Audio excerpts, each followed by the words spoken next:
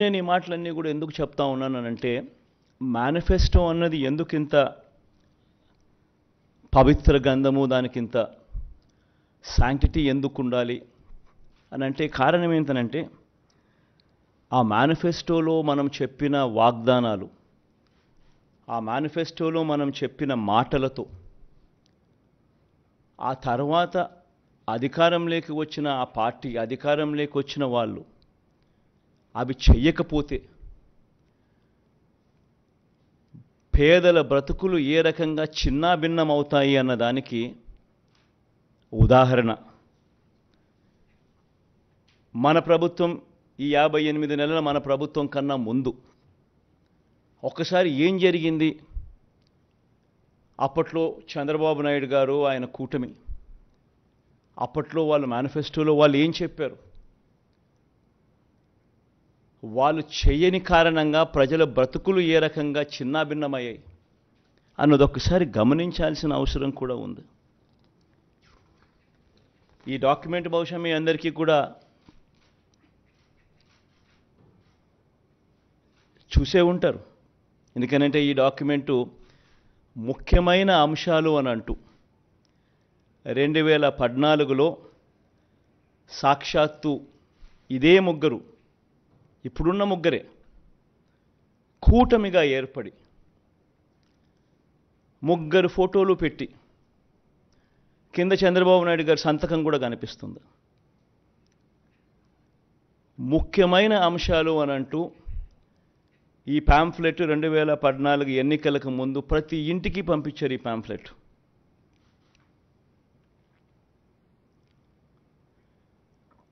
ప్రతి ఇంటికి పంపించిన ఈ పాంఫ్లెట్ను చూసి వీళ్ళిచ్చిన టీవీలలో వీళ్ళిచ్చిన అడ్వర్టైజ్మెంట్లను చూసి, అప్పట్లో ఈనాడులో చూస్తే, ఆంధ్రజ్యోతిలో చూసిన, ఏబిఎన్లో చూసిన, TV5లో చూసిన అడ్వర్టైజ్మెంట్ కూడా ఊదరగొట్టేవాళ్ళు.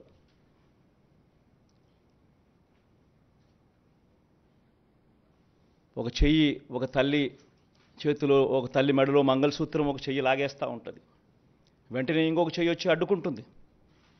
బాబు వస్తున్నాడు, బ్యాంకుల్లో పెట్టిన బంగారం ఇంటికి వస్తుంది అని అడ్వర్టైజ్మెంట్.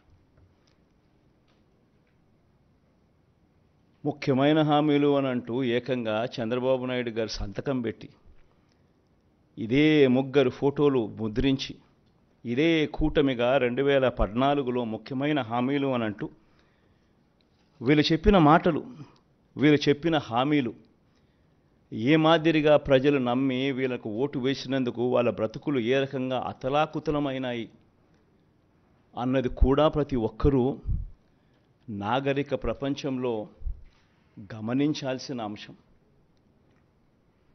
ఎందుకనంటే ఒక రాజకీయ నాయకుడు, ఒక రాజకీయ పార్టీని నమ్మి ప్రజలు ఓట్లేస్తారు. వాళ్ళు చెప్పే ఈ మేనిఫెస్టోను చూసి ప్రజలు ఓట్లేస్తారు. వేసిన తర్వాత